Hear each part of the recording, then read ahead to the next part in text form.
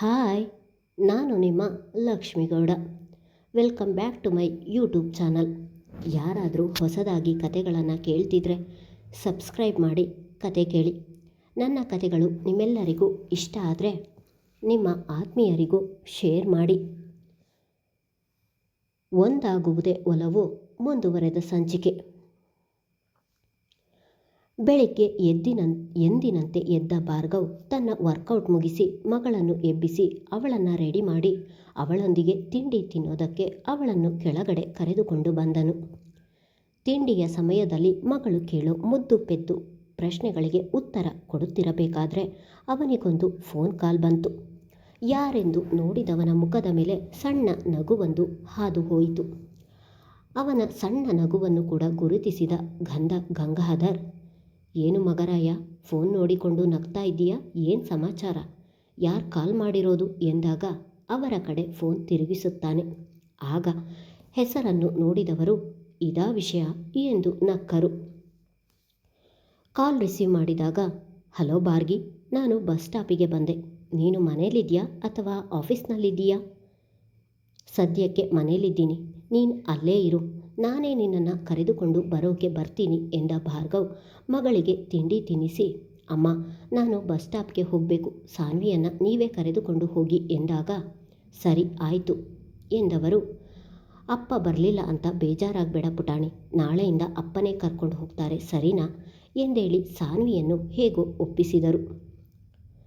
ಪಾಪ, ನಮ್ಮ ಭಾರ್ಗವ್ ಸಾನ್ವಿಯನ್ನು ಯಾವಾಗ ಸ್ಕೂಲಿಗೆ ಕರೆದುಕೊಂಡು ಹೋಗೋದು? ಮಂದಾರ ಮನೆಯಿಂದ ಹೊರಗಡೆ ಬಂದವಳು ಸರಳಾಗೆ ಫೋನ್ ಮಾಡಬೇಕೆನ್ನುವಷ್ಟರಲ್ಲಿ ಸರಳಾನೇ ಮಂದಾರಳಿಗೆ ಫೋನ್ ಮಾಡಿದಳು. ಹಲೋ ಮಂದಾರ, ನೀನು ಸ್ಕೂಲ್ಗೆ ಹೋಗಿರು, ನಾನು ಸ್ವಲ್ಪ ಲೇಟಾಗಿ ಬರ್ತೀನಿ. ನಮ್ಮತ್ತೆ ಇವತ್ತು ಊರಿಗೆ ವಾಪಸ್ ಹೋಗ್ತಿದ್ದಾರೆ, ಅವರನ್ನು ಬಸ್ ಸ್ಟ್ಯಾಂಡಿಗೆ ಬಿಡಬೇಕು ಎಂದಾಗ, ಸರಿ ಆಯಿತು ಎಂದವಳು ಸ್ಕೂಟಿಯಲ್ಲಿ ಶಾಲೆಗೆ ನಡೆದಳು. ಇತ್ತ ಕಡೆ ಸರಳ ತನ್ನತ್ತೆಯ ಬಸ್ ಸ್ಟಾಪ್ಗೆ ಡ್ರಾಪ್ ಮಾಡಿ ವಾಪಸ್ ಬರಬೇಕಾದ್ರೆ ಅವಳಿಗೆ ಫೋನ್ ಬರುತ್ತೆ.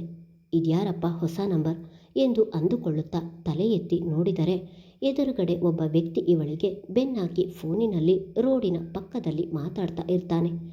ಅವನೇನೋ ರೋಡಿನ ಸೈಡಿನಲ್ಲಿದ್ದ, ಆದರೆ ಸರಳ ಫೋನ್ ನೋಡಿಕೊಂಡು ರೋಡ್ ಬಿಟ್ಟು ಸೈಡಲ್ಲಿ ಹೋಗ್ತಿರ್ತಾಳೆ.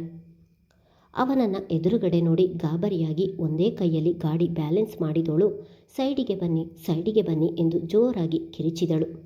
ಇವಳ ಕಿರುಚುವಿಕೆ ಕೇಳಿ ಫೋನಿನಲ್ಲಿ ಮಾತಾಡ್ತಿದ್ದ ವ್ಯಕ್ತಿ ಹಿಂದೆ ತಿರುಗಿದವನಿಗೂ ಅವಳು ತನ್ನೆಡೆಗೆ ಬರ್ತಿರುವುದು ನೋಡಿ ಗಾಬರಿಯಾಗಿ ಸ್ಟಾಪ್ ಎನ್ನುವಷ್ಟರಲ್ಲಿ ಸ್ವಲ್ಪ ಲೈಟಾಗಿ ಇವನಿಗೆ ಗಾಡಿ ಗುದ್ದೇ ಬಿಡುತ್ತೆ.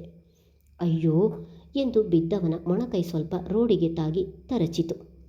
ಅವನು ಬಿದ್ದದ್ದು ನೋಡಿ ಗಾಬರಿಯಾಗಿ ಸರಳ ಗಾಡಿಯನ್ನು ಸೈಡಿಗೆ ನಿಲ್ಲಿಸಿ ಅವನನ್ನು ಎಬ್ಬಿಸಲೆಂದು ಕೈ ನೀಡಿ ಏಳಿಸುತ್ತಾಳೆ. ತನ್ನ ತರಚಿದ ಗಾಯದ ಕಡೆ ನೋಡಿ, ಏನ್ರಿ, ನಿಮಗೆ ಕಣ್ಣು ಕಾಣಿಸಲ್ವಾ? ನೀವು ಹೆಣ್ಣು ಮಕ್ಕಳೇ ಇಷ್ಟು ಗಾಡಿನ ಯಾವಾಗ ತಾನೇ ನೆಟ್ಟಗೆ ಓಡಿಸ್ತೀರಾ ಹೇಳಿ ಎಂದು ರೇಗಿದನು. ಸಾರಿ ಕೇಳಬೇಕು ಎಂದುಕೊಂಡವಳು ಇವನ ರೇಗುವಿಕೆ ಕೇಳಿ ತಾನೇನು ಕಮ್ಮಿ ಇಲ್ಲ ಎನ್ನುವಂತೆ, ಏನು ನನಗೆ ಕಣ್ಣು ಕಾಣಿಸಲ್ಲ ಅಂತ ಹೇಳ್ತೀಯ? ನಿನಗೆ ಕಣ್ಣು ಕಾಣಿಸ್ತಿತ್ತು ತಾನೇ? ಎಲ್ಲೋಗಿತ್ತು ನಿನ್ನ ಜ್ಞಾನ? ಮೈ ಮೇಲೆ ಪ್ರಜ್ಞೆ ಇಲ್ಲದೆ ರೋಡ್ ಮಧ್ಯದಲ್ಲಿ ನಿಂತಿದ್ದೀಯಲ್ಲ. ನಾನು ಗುದ್ದಿದ್ದಕ್ಕೆ ನೀನು ಬಚಾವಾಗಿದ್ದೀಯಾ? ನನ್ನ ಬದಲಿಗೆ ಯಾವುದಾದ್ರೂ ಬುಲ್ಡೋಸರ್ ಬಂದಿದ್ರೆ ತಲೆ ಹೊಡ್ಕೊಂಡು ಹೋಗ್ತಾ ಇತ್ತು. ಬಂದುಬಿಟ್ಟ ಇಲ್ಲಿ ನನಗೆ ದೊಡ್ಡದಾಗಿ ಹೇಳೋದಿಕ್ಕೆ ಎಂದು ತಾನೇನು ಕಮ್ಮಿ ಇಲ್ಲ ಎನ್ನುವಂತೆ ಅವನಿಗೆ ಆವಾಜ್ ಹಾಕಿದಳು. ನೀವು ಹೆಣ್ಣು ಮಕ್ಕಳು ಎಲ್ಲದಕ್ಕೂ ಸಮರ್ಥನೆ ಮಾಡ್ಕೊಳ್ಳೋದು ಮಾತ್ರ ಚೆನ್ನಾಗಿ ಮಾಡ್ತೀರಾ.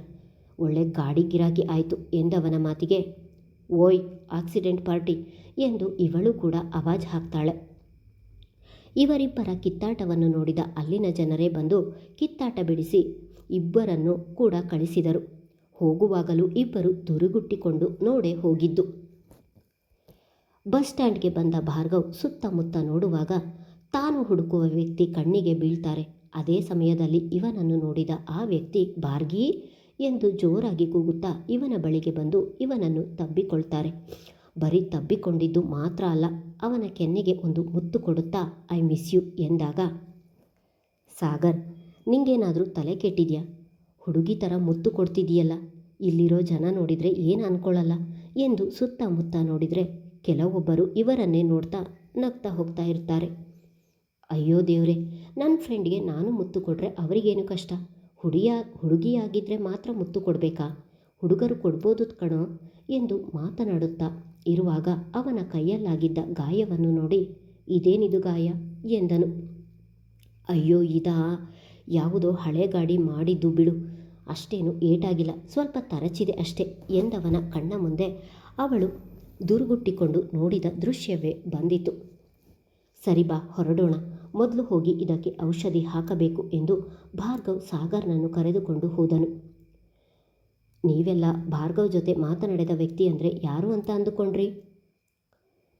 ಸಾನ್ವಿಯನ್ನು ಶಾಲೆಗೆ ಕರೆದುಕೊಂಡು ಬಂದ ಗಾಯತ್ರಿಯವರು ಅಲ್ಲೇ ನಿಂತಿದ್ದ ಮಂದಾರಳನ್ನು ಕಂಡು ಅವಳ ಬಳಿಗೆ ಬಂದು ಗುಡ್ ಮಾರ್ನಿಂಗ್ ಮೇಡಮ್ ಎಂದಾಗ, ತಿರುಗಿದವಳು ಗಾಯತ್ರಿಯನ್ನು ನೋಡಿ ಗುಡ್ ಮಾರ್ನಿಂಗ್ ಮೇಡಮ್ ಎಂದು ಅವರಿಗೆ ಪ್ರತಿಯಾಗಿ ವಿಶ್ ಮಾಡಿ ಅಲ್ಲೇ ಮುದ್ದು ಗೊಂಬೆಯಂತೆ ನಿಂತಿದ್ದ ಸಾನ್ವಿಯ ಕಡೆ ನೋಡಿ ಗುಡ್ ಮಾರ್ನಿಂಗ್ ಸಾನ್ವಿ ಎಂದರೆ, ಗುಡ್ ಮಾರ್ನಿಂಗ್ ಮಲಾಲಾ ಮಿಸ್ ಎಂದವಳನ್ನು ಎತ್ತಿಕೊಂಡು, ಇವತ್ತು ನಮ್ಮ ಸಾನ್ವಿ ಏನು ತಿಂಡಿ ತಿಂದ್ಲು ಎಂದು ಕೇಳಿದವಳ ಮಾತಿಗೆ, ಅದು ನಾನು ಇವತ್ತು ಏನು ತಿಂದೆ ಎಂದು ನೆನಪಿಸಿಕೊಳ್ಳಲು ಪ್ರಯತ್ನಪಟ್ಟ ಸಾನ್ವಿಗೆ ತಿಂಡಿಯ ಹೆಸರೇ ಮರೆತು ಹೋಯಿತು. ಅಜ್ಜಿ ಕಡೆ ನೋಡಿ, ಅಜ್ಜಿ ಏನು ತಿಂದಿದೆ ನಾನು ಎಂದಾಗ, ಪುಳಿಯೋಗರೆ ಎಂದು ಗಾಯತ್ರಿಯವರು ಹೇಳಿದ ಮೇಲೆ, ನಾನು ಪುಳಿಯೋಗರೆ ತಿಂದೆ ಮಿಸ್. ಹೌದಾ, ನೋಡು ಇವತ್ತು ನಾನು ಕೂಡ ಪುಳಿಯೋಗರೆನೇ ತಿಂದಿದ್ದು, ಇಬ್ಬರು ಸೇಮ್ ಪಿಂಚ್ ಎಂದು ಮಂದಾರ ಮತ್ತು ಸಾನ್ವಿ ಮಾತಾಡುತ್ತಾ ಇದ್ದಾಗ ಗಾಯತ್ರಿ ಅವರ ದೃಷ್ಟಿಯೆಲ್ಲ ಮಂದಾರ ಕಡೆಯೇ ಇರುತ್ತೆ. ಯಾಕೆ? ನನಗೆ ಈ ಹುಡುಗಿನ ನೋಡಿದಾಗಲೆಲ್ಲ ಎಲ್ಲೋ ನೋಡಿದ ನೆನಪು ಎಂದುಕೊಂಡವರು, ಸರಿ ಮೇಡಮ್, ನಾನಿನ್ನು ಬರ್ತೀನಿ ಎಂದಾಗ ಅವರನ್ನು ತಡೆದವಳು, ಮೇಡಮ್ ನೀವು ನನ್ನ ಮಂದಾರ ಅಂತಾನೆ ಕರಿಬೋದು, ಈ ಮೇಡಮ್ ಅಂತೆಲ್ಲ ಕರಿಬೇಡಿ ಎಂದವಳ ಮಾತಿಗೆ ನಗುತ್ತಲೇ, ಸರಿ ಕಣಮ್ಮ ಮಂದಾರ, ನಾನಿನ್ನು ಬರ್ತೀನಿ ಎಂದು ಹೇಳಿ ಅಲ್ಲಿಂದ ಹೊರಟರು.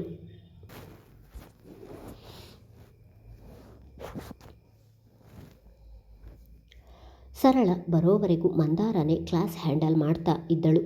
ನಂತರ ಬಂದ ಸರಳ ಸ್ವಲ್ಪ ಉರಿಮುಖದಲ್ಲೇ ಇದ್ದಳು. ಅವಳನ್ನು ನೋಡಿದ ಮಂದಾರ ಬ್ರೇಕ್ ಟೈಮಲ್ಲಿ ಕೇಳೋಣ ಎಂದು ಸುಮ್ಮನಾದಳು. ಅದರಂತೆ ಊಟದ ಸಮಯದಲ್ಲಿ, ಏನಾಯಿತು ಸರಳ, ಬಂದಾಗಿಂದ ನಾನು ನೋಡ್ತಿದ್ದೀನಿ, ಯಾಕೋ ಕೋಪದಲ್ಲಿ ಇರೋ ಥರ ಕಾಣಿಸ್ತಾ ಇದೆಯಾ, ಏನಾಯಿತು?